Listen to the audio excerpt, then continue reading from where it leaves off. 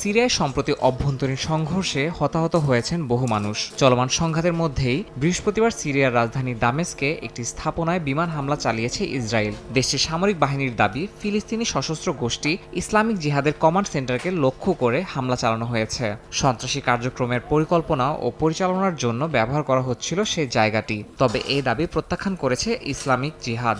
তবে অন্য একটি মাধ্যম বলছে, ইসরায়েলি হামলার মূল লক্ষ্য ছিল এক ফিলিস্তিনি।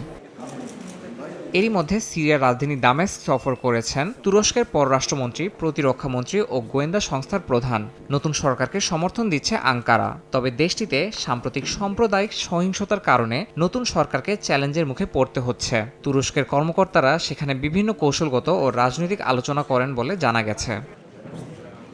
সিরিয়ার এই অস্থিতিশীল পরিস্থিতির মধ্যেই দেশটির সংখ্যালঘু সম্প্রদায়ের নিরাপত্তা নিয়ে উদ্বেগ প্রকাশ করেছে ইসরায়েলি পররাষ্ট্রমন্ত্রী। ইউরোপীয় দেশগুলোকে সংখ্যালঘুদের সুরক্ষায় এগিয়ে আসার আহ্বান জানান তিনি। পাশাপাশি সিরিয়ার দ্রুজ সম্প্রদায়ের জন্য মানবিক সহায়তা পাঠিয়েছে তেল আবিব, যা ইতিমধ্যেই সুয়াইদা প্রদেশে বিতরণ করা হয়েছে।